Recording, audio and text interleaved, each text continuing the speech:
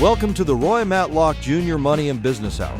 Reach Roy at 615-843-2999 or visit roymatlockjr.com. And now, here's Roy. All right, Roy Matlock Jr. here, and we are talking money, and when this show airs, it's a special day. I officially turned 65 years old. Can you believe that? I can't believe that. I'm not old enough to have kids even. And I got 4 of them that are grown. And but, you know, it's interesting. Life moves fast. And, you know, I started doing this 41 years ago. And I had someone ask me, they say, when are you going to retire? I'm like, why would I retire? I'm having fun. All right, this is good. You know, helping people get their money straight is always fun, especially when you have a bunch of people that started back with me all those years ago, and guess what they're doing? They're doing good. And so, you know, it's interesting when you think about time, and we're going to talk about time today because time flies. And if you are, you know, thinking about getting started, saving money and getting it ahead, time flies. Better get going. And so I looked back and I saw a show that I did at the beginning of the, you know, when the pandemic was going on and the whole world was, you know, in a panic and they didn't know what was going to happen. And I did some radio show. I kept doing the shows, never stopped during that time. And so I looked back and I said, what should people be thinking about? All right. And some of the things that I had come to the conclusion of is earning money matters, number one. Number two, how you earn your money matters. We saw an entire transition from, you know, going to the office to work from home to doing all those kind of things. And so the way you earn your income was proven to be very important back during that time. In my business, being the financial advisory business, I had 3 people come in the office in about an 8-month period during the pandemic. And so I went virtual, and it was the greatest thing that ever happened. And the majority of all of my business today is virtual. So you have to change what you're doing, but how you earn your money matters. Handling your money really matters. You can never be too conservative when it comes to spending and expanding. And we got that taught to us, you know, when, you know, you're in a situation where many of you couldn't earn money. I mean, it was just like your business was, you know, all these businesses went under. So what did I learn from this? You can never be too conservative. You got to have a plan. You don't panic. And you be flexible and be able to pivot quickly. And so that was kind of the beginning of things. So let's kind of go down that path. So handling your money matters. It's a new year. And one of the things that you want to do is get the scorecard. And your scorecard is your net worth. And so what happens is your income is the source. It's like the gas for your car to help you grow your net worth. And what you do to figure things out is you start by looking at where you're at. You take an honest evaluation of where you're at. You take everything you have that's a financial asset minus everything you owe, which is any debt. You will come up with your net worth. Don't count your cars and stuff that's going down in value and stuff like that. And so one of the things that I always recommend people do is they look at the beginning of the year and they say, okay, my net worth is this. I'm going to calculate it. In most cases, you've been receiving, if you've got investment statements, you can go online or they came in the mail. It showed you what you had on 12/31. You look at your bank statements. You can look at any of the expenses you have, stuff like that. Then you analyze your profit margin. And your profit margin is what you earned minus what you saved. So if you start looking at what did I put in, I had a draft going in every month. I had this, I had that, whatever. And that's going to give me my profit margin. Now, if you're a business owner, this is just normal, you know, you do that. You look at your P&L. You look at your income minus your expenses, and that's your profit margin. If you work for a company, you should handle your own You Incorporated should be the same way. Analyze your profit margin. So when we meet with people, one of the things that we like to do is kind of get a handle on that. And so when I meet with people, my typical appointment, and I still do meet with people, and my guys do, is I would start out after getting to know a little bit about you. I would say, so what was the goal today? What was your goal for setting an appointment, making a phone call to talk to us? what was your goal? What were you trying to accomplish? And they'll give me something. Well, I inherited some money, or, I got an old 401k I want to roll over. I want to do, there'll be all these different things. Or, I've got debt. I need to figure out if I want to pay my house off. I can go on and on and on. But the bottom line is they got a reason. We call most money decisions are caused by something. All right. And then you look at it. And so what happened is you inherited money, somebody had a baby, you changed jobs, all these different things, bought another house or looking to. And so what happens is that's when we take a look and we say, what do you have? What do you owe? And so it would start by if you sold your house today, if you own your home, if you sold it today, what would you get for it? What do you think it's worth? It's worth $600. And how much do you owe? Do you have a good interest rate? Yeah, it's 3%. Okay, let's keep going. And what do you have in the bank? And what do you have in retirement plans? Do you have any previous 401ks that are just sitting there being not even looked at? Do you have anybody helping you with your current allocations on your existing 401k? So we go through that. What about life insurance? Do you have life insurance? Do you have how much? All this stuff. And we do all that. So what we do is we look at the picture. And then we go in and we start focusing on the fundamentals. Some of the main fundamentals I've always believed is this. Fundamental number one is you have a budget. All right, that's the most important financial advice that you'll ever get is have a budget, and that budget includes everything. I just was looking on my phone. I'm so excited. I looked at my phone and I got a text message from the car place. I took my car in and it's smoking and all this kind of stuff anyway. And so I got a big car repair. And so that's built in. It's part of it. You're going to have things like that happen. And so what we do is we start looking at the budget as a tool to allow us to have a profit. All right. That's what a budget is. And we use that budget. And the way I've always said on the budget is this. If you go to roymatlockjr.com, you can get the download. And you can download the form. And what happens when you go on the form, it'll just you put all your expenses in, and it'll show everything. You estimate, different things like, your repairs or maintenance, and, put aside money for Christmas, all that. And so then what you do is you find out what are fixed expenses and what are variable expenses. And then we start having a weekly budget that we can manage. And that weekly budget is because we built in a profit margin on our effort. And so as we go through today, we're going to talk about getting together for the new year, 2026. My name is Roy Matlock Jr. Visit roymatlockjr.com. We'll be right back.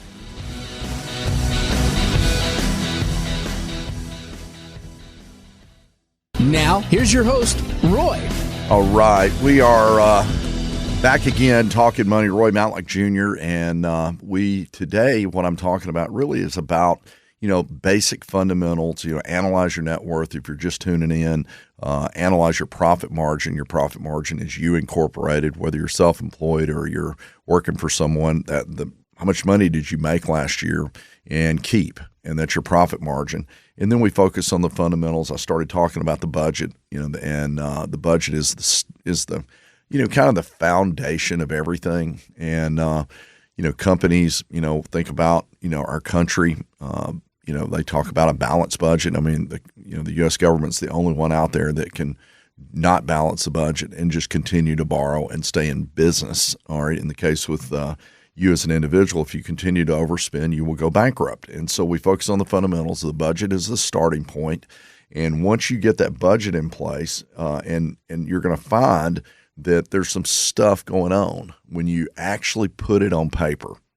So when you put it on paper, you're going to say, hang on a second, I'm not even making a profit. Yeah, that's why you have credit card debt. I'm not making a profit. That's why you have a car payment. You didn't prepare to pay cash in the future. These are all the things that go on. So we're going to stop spending money on stupid stuff. How about that? Is that an easy way to put it? We're going to look and we're going to say, that's kind of stupid. I don't think I'm going to do that. And then what we're going to do with that is we're going to put it to work for us. And so one of the things that you want to understand is that $1,000 is not 1,000. It's 1,000 plus what it could earn that it cost you. So here's an example. If you have $1,000 and that $1,000 you spend it, someone else can take it, whoever you spend it with, and they can take it and invest it, and they can make the money, or you can keep it and invest it, and you can make the money. Does that mean you can't do anything? No, I like to have fun, but it's funds built into the budget. So that $1,000 at 10% that you spent 10 years from now would have been at 10%, $2,600. That $1,000 that you spent 20 years from now would be $6,700. It's no way to make it up. It's gone. That one's gone. You already made that one. All right. Over a 40-year period, it's $45,000. So 1,000 is $45,000. And so when you start thinking about stop spending money on stupid stuff, we can look back and look at some of the stupid things that we spend our money on. I can give you some of the dumbest ones that I've ever done. I bought 2 new cars when I had no money. All right. Back in the, before I got in this, and had 2 big car payments on new cars. So I was taking all this money, putting it into something that went down in value, and I was paying more for it because I was financing it. So I'm thinking like, all right, so I pay X, and by the time I pay it off, I pay more than X for something that's worth half X. I don't think I should finance that. And so you live well below your means. Well below your means allows you to have a big profit margin, ideally 25%. This will be a rule of thumb for if you make $100,000, if you could figure out how to live on 50 or 60, pay your taxes and save 25%, that would be a pretty good plan. All right. And you're saving 25% and you're putting yourself in a great situation. You say, but I have a hard time living. Grow your income. And how do you do that? You work more, you get better, you get smarter, add more value to the world, and you get paid more money. And so we do that. We stop adding bad debt. We clean up the balance sheet. We fire the bills, all of them, and rehire only the ones that matter. And then what I like to do, and this is something that, I always tell people, there's no excuse for not getting financial independence, just action, procrastination. So I'm going to give you an example. 2 things that you can do that will change your life. One of the first plan outside of the getting your budget in place as a foundation, you got to buy some things. And one of the things you got to have is you got to have a mutual fund, something you can put money into. And the other thing you got to have is you got to have life insurance. And so let me give you an example. Term life insurance would be the first thing that everyone should buy. And the reason you should do that is just cheap. You can buy $1 million of coverage. If you're 40 or under, you can get $1 million of coverage for $100 or something like that, $100 a month. And we have actual products that you could call our office, sit by your phone, and we could get you covered in 10 minutes. And if something happened for that $100, your family would get $1 million, whatever it may be.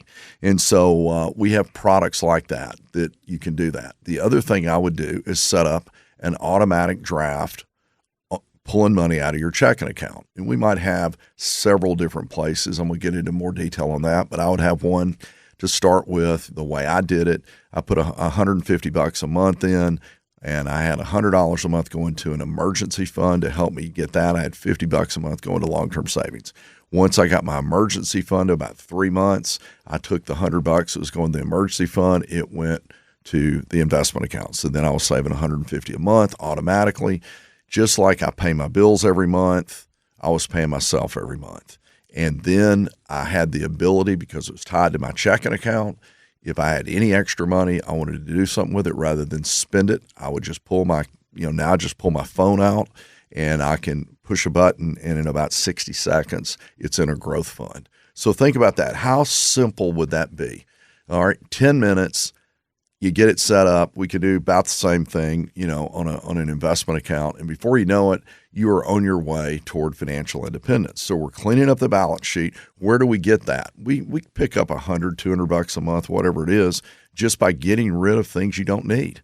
All right. And paying attention a little bit more. And so that's kind of getting started. So we fire the bills, rehire the ones we want, and we save the difference. We work on increasing our income, cutting our expenses, and investing wisely with a plan to get free. How about that? Big gap. What's the gap? The gap between your income and your outgo. That's the amount of money that you need to get to go to work for you. And that's how you get free. I get people calling me all the time. Well, what do you think about the stock market? The stock market's open today. It's now a good time. Yeah, it's always a good time. All right. Where you make the mistake is trying to time it.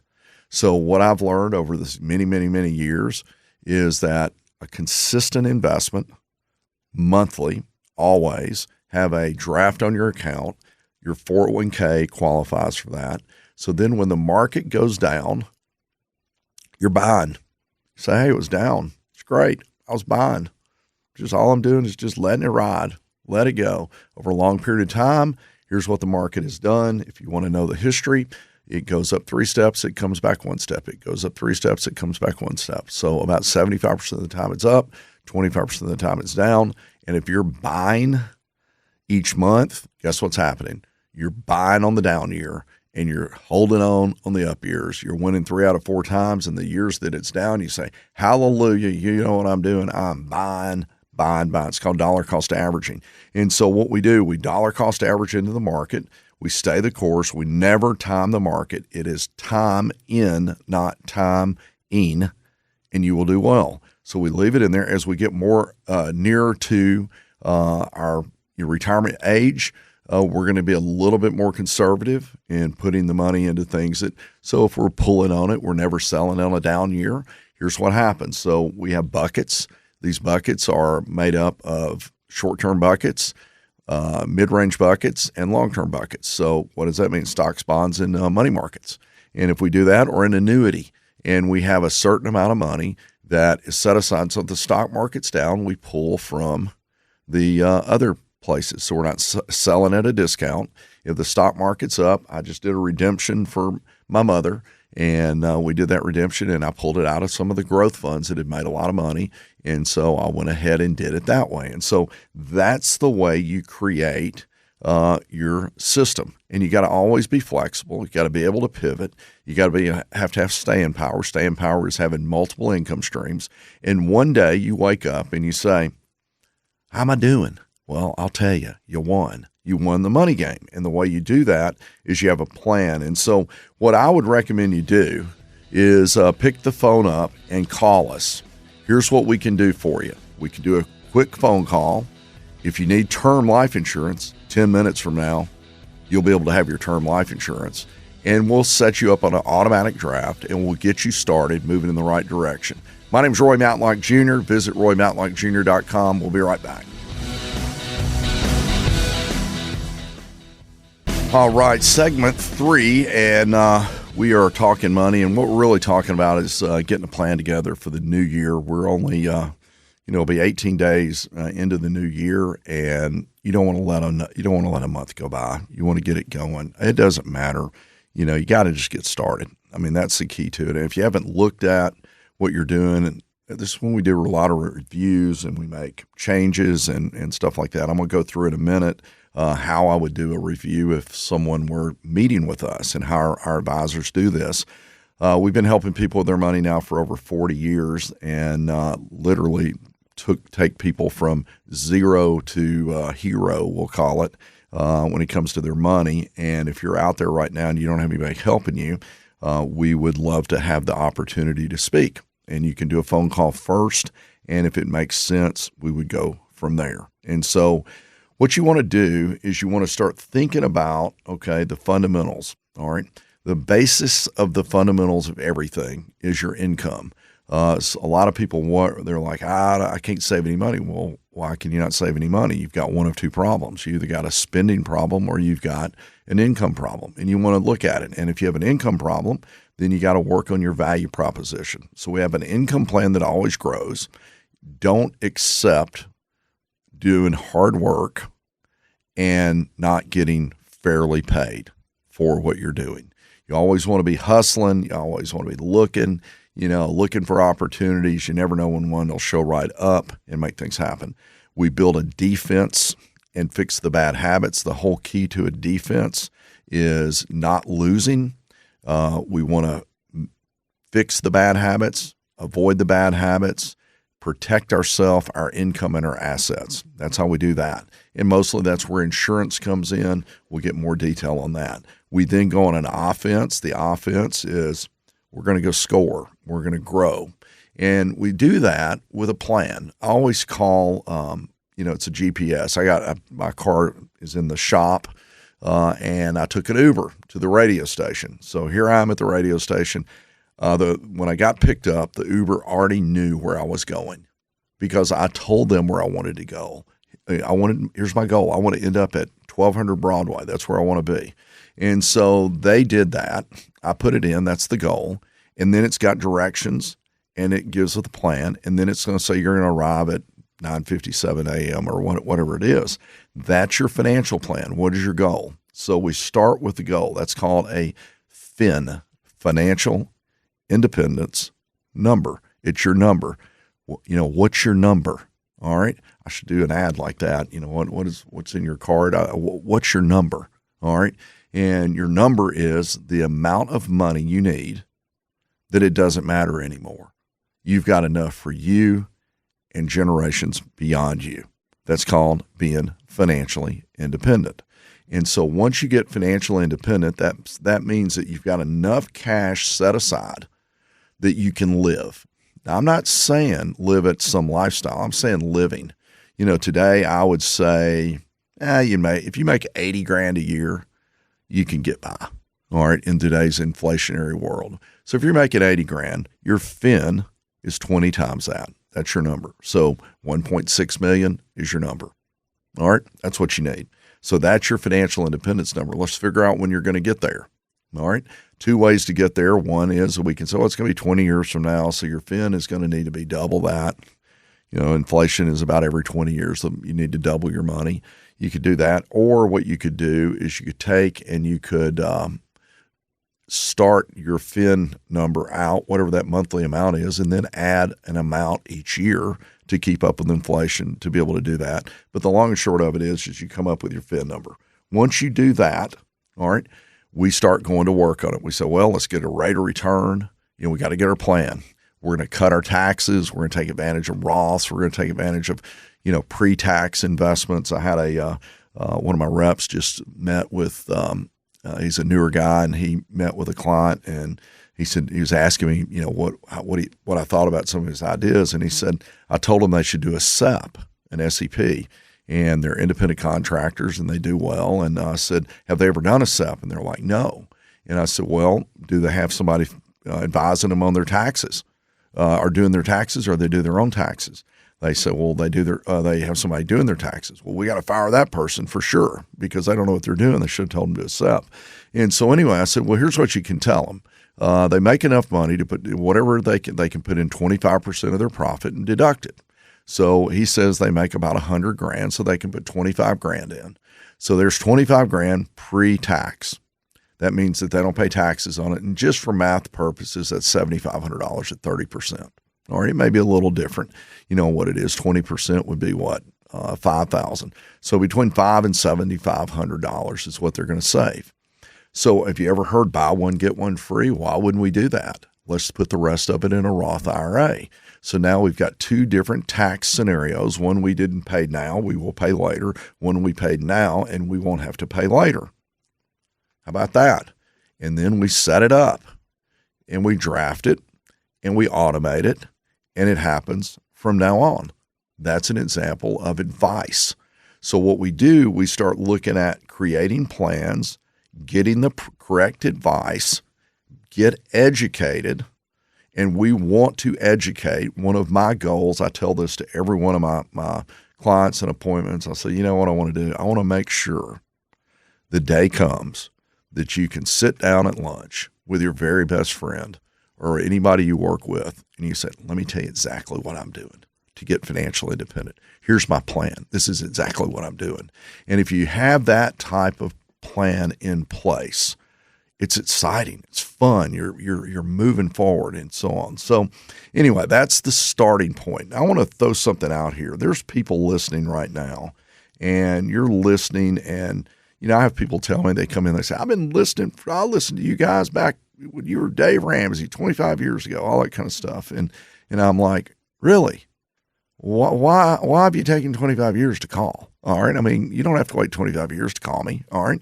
But anyway, they do. And I meet people all the time that are very credible in their world. And so if you're a professional, if you're a business owner or someone people trust, and they ask you for advice on things, there's a good chance you're sitting on your most valuable asset, which is your relationships. And so what we're doing right now, every day you've probably had in your life, what do you think about this? What are you getting advice? People have been asking you about a lot of different things, maybe even about money. All right. And right now you're sending them to somebody. Well, here's what we have. We have a network, a system where we will train you to become a financial advisor with Roy Matlock Jr. Advisory. How about that? As a side gig, we will teach you how to do it, train you to where not only will you be an expert on your own money, you will be able to help others, or you may just want to be one of our referral partners. And so I wanted to bring that out. If you're coachable, ethical, and serious about doing something, earning more money, doing good things for people, you should call us. If you don't have good credibility because you hadn't done the right things, don't call us. But if you're a good guy, good gal, call us. We'll help you and teach you how to do this kind of stuff. So I want to throw that out. Visit roymatlockjr.com. Look for Join the Team. We'll be able to do that. So let's finish this segment with 6 components of automatic financial independence. Number 1, get educated and get advice. Have a review done. From there, we go to the defense. The defense is protect your income, protect your assets, and avoid mistakes. We go on the offense by growing, taking advantage of retirement plans, taxes, all the things like that. We then go out and match up products that fit you. And when we do that, we go search the market as a fiduciary to get what we believe to be the very best investments for you at the time in your life. We do the same thing with your insurance, and we make sure that you get competitive, good stuff with the right amounts. And then from there, review and update and reposition as you get older. So this is the way money works. My name is Roy Matlock Jr. We love doing this kind of stuff, and we love helping people. And if you would like help yourself, reach out to roymatlockjr.com, or you can call us at 615-843-2999. Thank you. Now, here's your host, Roy. All right. Thank you for listening. My name is Roy Matlock Jr. You can visit roymatlockjr.com and get all of the podcasts. I think we're upwards of 200 shows in there that anything you need to know about money, you can actually go in there. We've got transcripts, and you can search it, or you can go to any of your podcasts, Spotify, Apple, all that kind of stuff. As we came out of the break, I said there's six steps to automatic financial independence. Number 1 is education and advice. What you don't know will hurt you. I always try to get advice from people on things that I don't know as much about and they're experts in. We do an initial review. We come up with, where you are. That is your net worth, what you earn, what you're saving. That's your profit margin. And you build a defense and an offense. The defense protects you, keeps you from making mistakes, protects mainly your income and assets. And then you go on an offense, and we take advantage of trying to grow your money. We get products, and then we do a review. So now let's talk about what type of advice do you get when you work with someone like myself. The first one is goal setting. That's the beginning. We come up with your FIN number. We have a detailed outline on how to set a budget up. There are, if you go on to the podcast and type in budget, there'll be so many things on how to set a budget up. We will help you get your emergency fund set up. In turn, once your emergency fund is set up, we will help you by raising your deductibles. We'll shop out all of that stuff, car, home, all that kind of stuff, with the idea of raising deductibles because you're now self-insured. If you have debt, we will show you how to get rid of the bad debt and get back on track. We will make sure that if something happens to you, your family is protected. That would start with term insurance, term life insurance, now term with living benefits. We would also be able to help you get your disability income in place. That means that you are unable to do the job you're trained for, and so therefore you would receive an income. If you're self-employed, we would get you the right health insurance. More than likely, a health share is what I recommend with high deductibles, which allows you to open up a health savings account, which is a tax deduction. So we're moving along. So we then we look at the, as I said, home and auto. We want to shop that, number 1 for price, but even more than that, you want to make sure that inflation hasn't caught up to you, that your liability levels are correct. We do that. If you have a mortgage, we can advise you whether to pay it off or not. We can also advise you on getting an equity line of credit as a large emergency fund.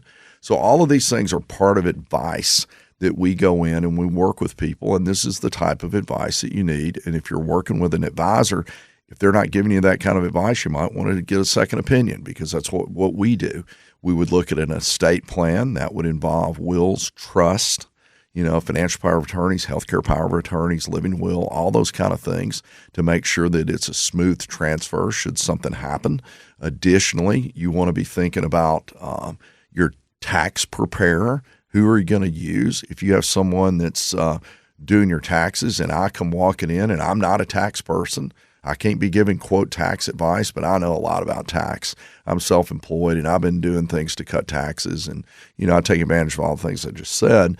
And you come walking in my office and I found out you're eligible to do a self-employed retirement plan or something like that, or an IRA, and you're not doing it, then we're going to tell you to fire the tax person. You're not getting tax advice. You're getting a tax fill-in-the-blanker, all right, that doesn't require any skills, and they're not keeping up. So that's what a defense would be. We would get you going in the right direction. We would then go to the offense. What are the advice and education you get when we talk about being on the offense? Well, the first rule is pay yourself first. That's an automatic draft on your checking account. Let me give you another one. I've got a little account, growth fund. This growth fund is triple the S&P 500 since the S&P began, so it's good. It's a good growth fund. But the cool thing about this growth fund is that it's tied to my checking account. Anyone can open it for $250, so you don't have to have a lot of money. So there's no reason that you should not have one of these growth funds. But what's cool about it is you can pull your phone out and you can log in, and within 30 seconds, you can invest any amount of money you want in that growth fund. So wouldn't it be cool? You're saying, I think I'm going to save some money and stay home and eat leftovers tonight. Well, how much did you save? Well, if I went to dinner, save $50. I'm just going to pull my phone out, put it right in, $50. You just save that money by staying in. That's called spend it or save it, right? They say, well, I think I'm going to save the money. Oh, really? Where'd you put it? Well, you spent it somewhere else. So this is called invest. So we're going to give you ideas like that. We're going to set up time and consistency. What does that mean? That means that time in the market, consistency, automatic investments. We will look at diversification. What's diversification? I'm going to give you some examples of things I see. I see people that right now are about to retire, and they've got all their money in the S&P 500, and they are loving life. What they don't remember was the 42% drop that happened back in 2008 from the peak. And so what happens, you may need to diversify or asset allocate. So depending on where you're at age-wise, you may need to make some changes as it relates to that. So we diversify. Typically, diversification is 4 ways. You have stocks, bonds, you got money markets, and you have insurance. If you're into real estate, you may have some real estate. That is typically the diversification model.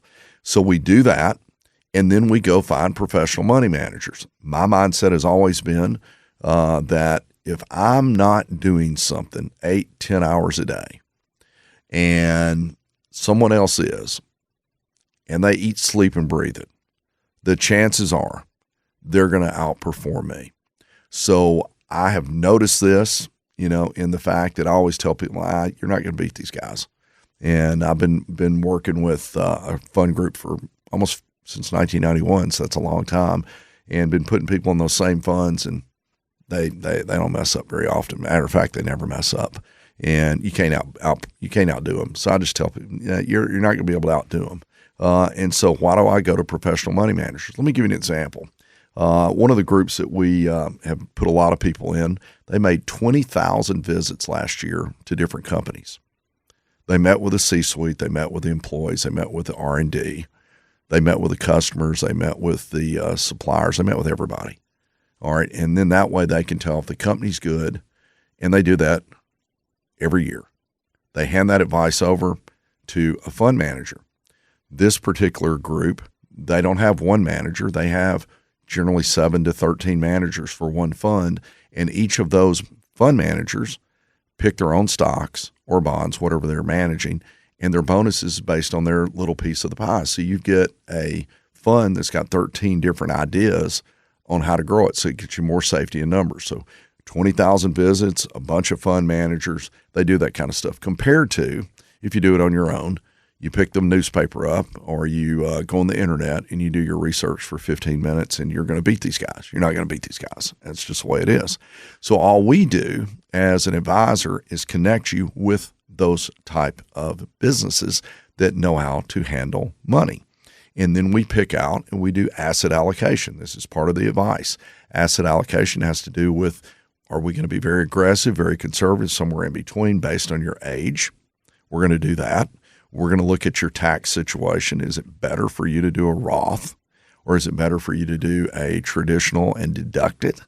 Are you fully funding your 401k? If not, should you be? Does it make sense to do that, or to put it in only the matching and then take the rest of it and do something else with it? Maybe you have better options. So we look at retirement plans. This is what advice is. We look at college plans. What is the best option? Should it be an educational savings account, a 529 plan? Should it be just a gift called an UTMA or an UGMA, depending on the state you're in? And we make sure to do the right thing on that. Why? Because it saves you taxes. So why wouldn't you want to do that? Are you gifting if you have money and you want to get it out of your estate? Are you making gifts while you're alive? All right. And we do that. Are you making donations to your church? Yes. Are you over 59 and a half and you're not using your IRA? Yes. Let's just donate it from your IRA and not pay taxes on your RMDs. So all these things come along. We look at annuities. Are annuities good for you? Well, I don't know. I mean, annuities do a lot of things. They grow tax deferred. They can give you lifetime income guarantees. They can protect you should you be in a nursing home. There's different types of annuities, from ones that are guaranteed principal and guaranteed interest to guaranteed principal and fluctuating growth. There's some that have floors that you can you have protection floors, but you have a certain part of the upside, and then you got all the up and all the down. Which one should you have? I don't know until we meet. But what we do is we go in and we give actual advice. Once we do that, we look at income planning. If you're retiring, where's your income streams coming from? When should you draw your Social Security? I'm still working. Should I draw my Social Security or not? We can give you that answer. Once we get that answer down, where are you going to put that Social Security? You're still working. Let's invest it. Let's take advantage of our 401k and, take some of the lump sum. What's most important, what you have there now, you got a big lump sum. Let's protect it a little bit more. But on the new money, let's be more aggressive. All these things go into advice. Do you have a plan for your kids to be able to receive the money after you pass? We have had lots of conversations with my family. I have a mother that is 102 years old, and she's probably not going to be around a lot longer. And we have everything in place. My father and I worked on that to put everything in place so it would be a smooth transition. And by doing that, now all you do is you think about taking care of your family. That's all you're doing. You're not thinking about, fighting over money or the courts trying to get it or any of that kind of stuff. That's what estate planning does. And so when it's all said and done, you do those kind of things. And then one day you're saying, you know what? It's in place. It's in place. Everything is working in the right direction. So guess what I'm going to do? I'm going to enjoy my life because I got a plan. I don't have to be worrying week to week, about all these different things. What I'm going to do is I'm going to live my life. I'm going to do the things I want to do because I've earned it. And when you earn it, you deserve to do nice things. You want to travel the world. You want to, do all these different things. You should do that, but you have to earn it.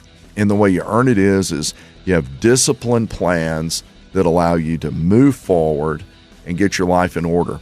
Hey, my name is Roy Matlock Jr. We love helping people when it comes to their money. And thank you for listening. You can visit RoyMatlockJr.com. If you'd like to schedule a consultation, give us a call. Thanks for listening.